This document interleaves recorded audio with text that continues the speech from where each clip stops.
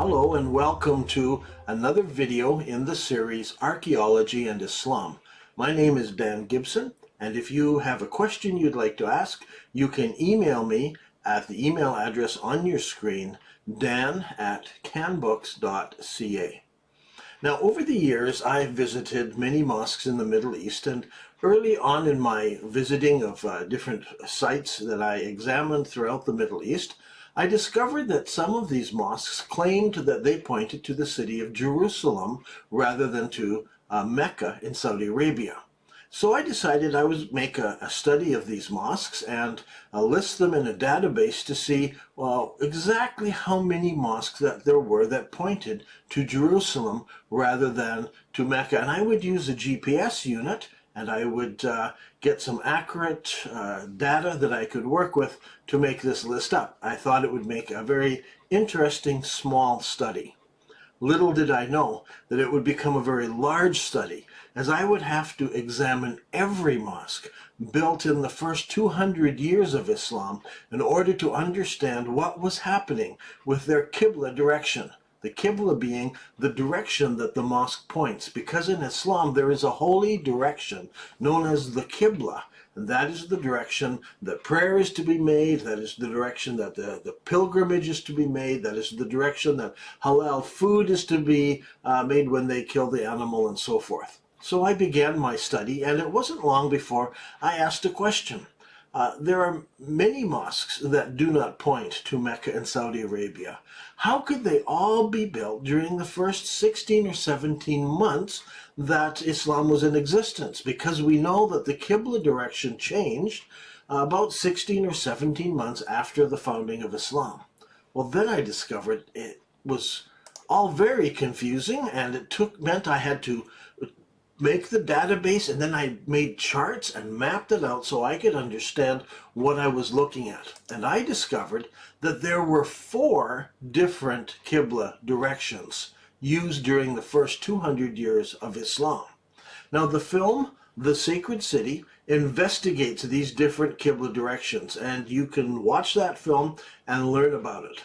But I was amazed that there were these 4, and I've kept finding them. Even after making the film, we continued to find more, and people would write and say, have you considered this mosque or that mosque? And oh my goodness, I didn't realize.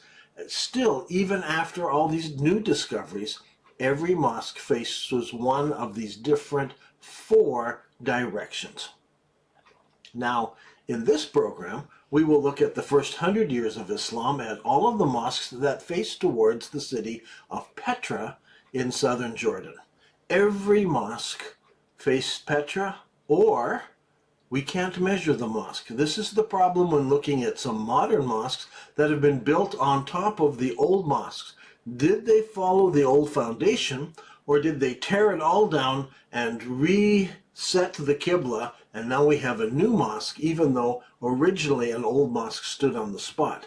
And sometimes we can't use the new mosque because we have no way of being able to understand what was the original mosque's Qibla and how did it point, because those ruins and the foundations have been lost over time. An example of this is the mosque called the Qiblatain Mosque, which means 2 Qiblas. That is found in Medina in Saudi Arabia. It's a very old mosque, and it's been there for centuries, and it's been rebuilt several times. But in 1987 was the last major large renovation, and they went and tore down the mosque, and as they tore it down, they revealed the earlier foundation underneath the mosque. And so the architect, a famous architect, Abd al-Wahid al-Wakil, he went down and he measured the foundations, and he did drawings of them, and he got the data of what that early foundation looked at. Then they dug it all up and built the new building. And from that, he discovered that Qibla pointed generally towards Jerusalem, but it also points generally towards Petra. And this is a problem with this mosque. Which way did the early mosque point? Because they're so close to each other in direction. So perhaps this is where Bukhari got the idea that some mosques pointed towards Jerusalem. Bukhari also mentions that some mosques pointed towards Damascus or Shem. Bukhari was aware of this when he wrote his writings about 350 years after the time of Muhammad. The next mosque we want to look at is in Hama in Syria. It's an Umayyad mosque, and it points almost exactly towards Petra in Jordan. This mosque has been damaged and rebuilt several times, but they have always rebuilt it on the foundations of the earlier mosque. Next we go to the ancient city of Hawar, known as Humayma in southern Jordan. And this is the house, the large house or castle. Some people use the word castle or manor house, built by the Abbas family. They are famous later on because the Abbasids come from the Abbas family. And their house has a Qibla direction. People would line up in the open courtyard and they would pray towards the city of Petra, which was to the north. Next we go to Khirbet al-Minya. This is in the northeastern corner of the Sea of Galilee. It's an Umayyad palace. There's an inscription in a gateway that says it was built by Al-Walid, so we can date the building of this whole complex and the mosque, and it points within 1 degree towards Petra. Next, we move on to the oldest remaining mosque in the Iranian city of Damghan. It's a long ways from Petra, so they had to figure out how to do it from a long distance, but they got their Qibla within 5.5 degrees accuracy, and it pointed directly to Petra. Now, the next mosque we go to is Al-Aqsa Mosque in Jerusalem. Now, there's some misunderstanding about this mosque, and that's because there are 2 Al-Aqsa mosques, and today there are even some other Al-Aqsa mosques that are using the same name. And so the Al-Aqsa mosque that's mentioned in the Quran in Surah, the 17th Surah, it talks about the city of Jirana, which is a few miles outside of Masjid al-Haram. That's the only description we are given. Al-Waqidi tells us that this mosque is located on the banks of a wadi. So it's on the side of a wadi. It's not on top of a mountain, as you would find in Jerusalem. This is a particular mosque that is found near a wadi a few miles away from Masjid al-Haram. Now, that fits a place, a description of a place, near the city of Petra. If you watch the film, The Sacred City, you will see that I am claiming that the original Masjid al-Haram was in the city of Petra, and that all of the mosques from the first part of Islam pointed to the city of Petra. And if we go to Petra, we can locate today the place where this mosque was at the side of the wadi, and there's a spring of water that is there, and it fits the description, where people would come to the spring of water at Al-Aqsa where they would wash themselves. It is called the farthest mosque because it was the farthest mosque just outside of the city where the pilgrims would wash before they made their way on pilgrimage into the city. Now, the mosque in Jerusalem is different. That mosque was built about 90 years after the Hijrah. So it didn't exist while the Quran was being written.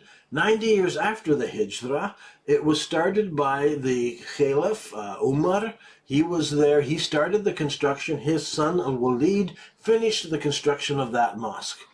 Interestingly enough, that mosque points about 3.4 degrees off of Petra. It is very close to Petra, within 3.5 degrees of pointing at Petra. It does not point to Mecca, and it does not point to one of the other Qiblas. Very clearly it points to the city of Petra. So that's Al-Aqsa in Jerusalem, pointing to Petra.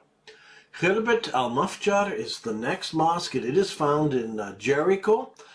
In Israel today, it is an Umayyad palace, and it points within 1 degree of accuracy to Petra in Jordan.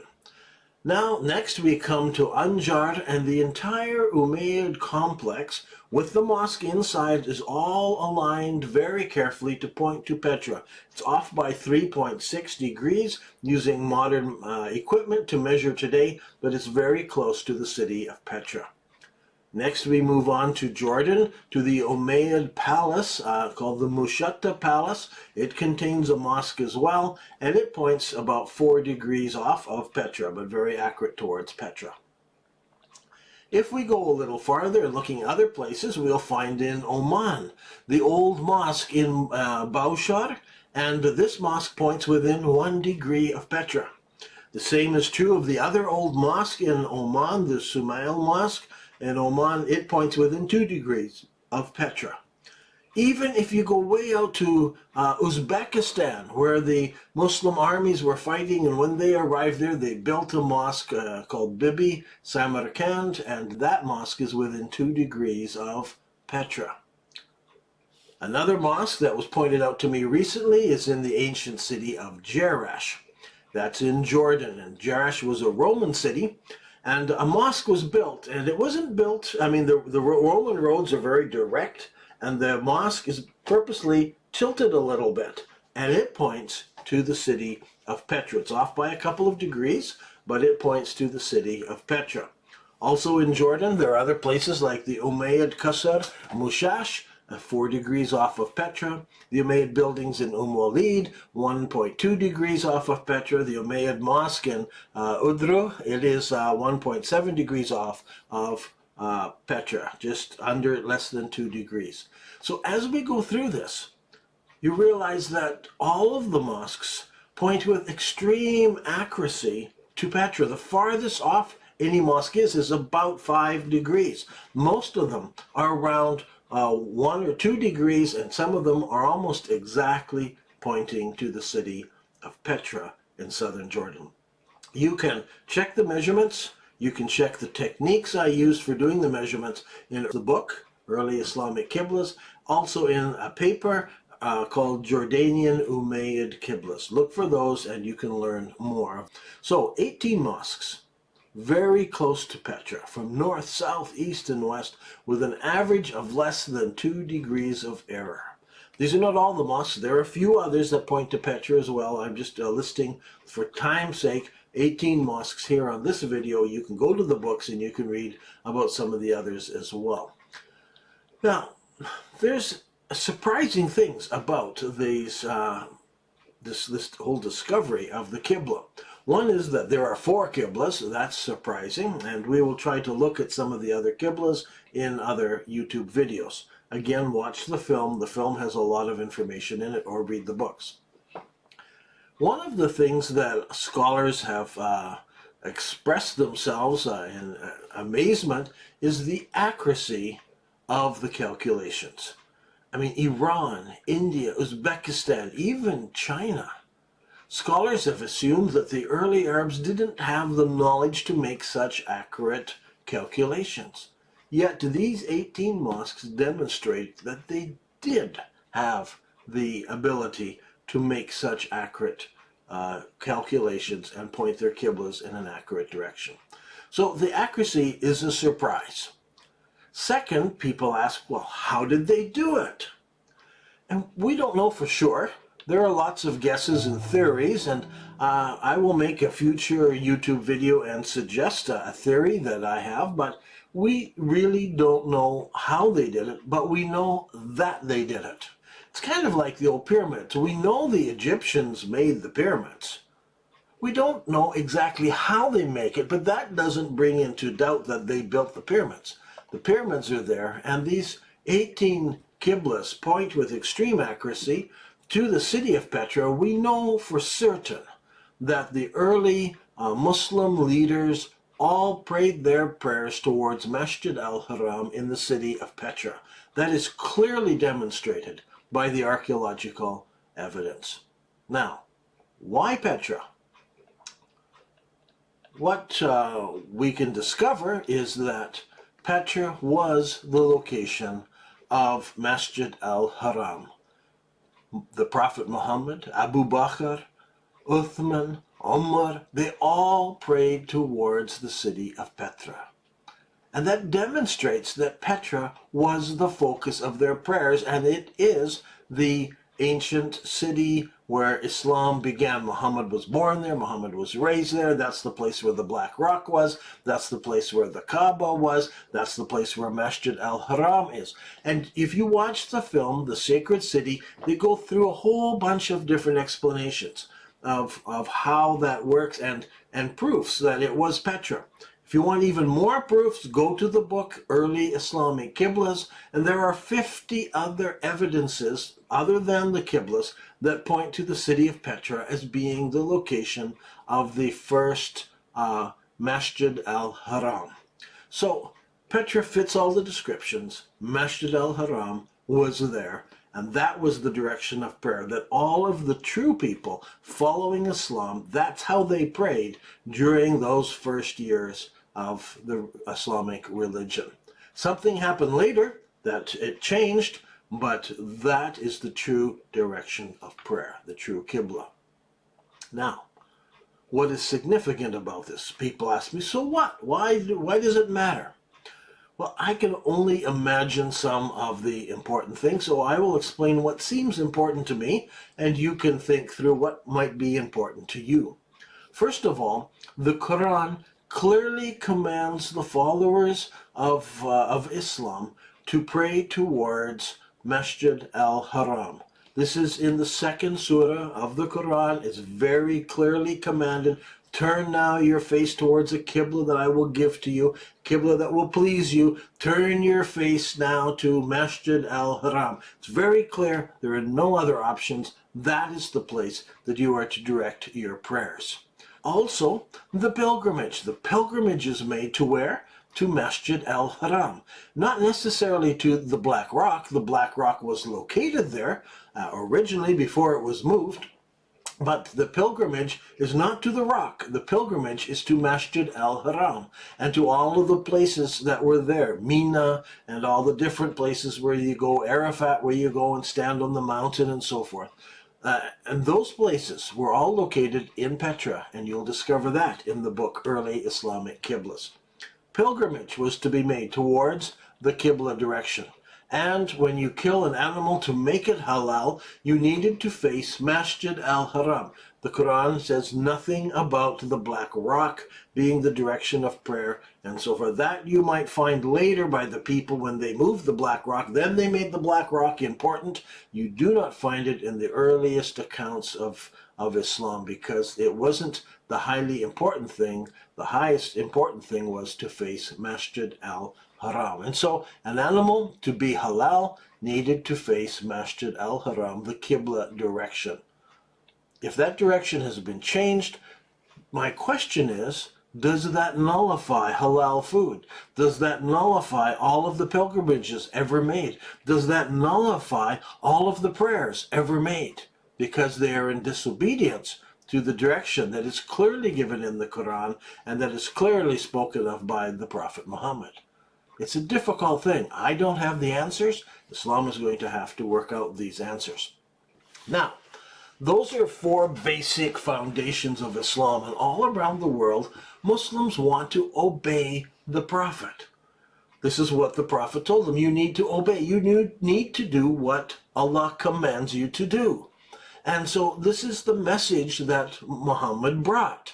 And he asked people to do it. And all down through history, since the Second Civil War, that's when I worked out the dates, trying to figure out when did the Qibla direction change.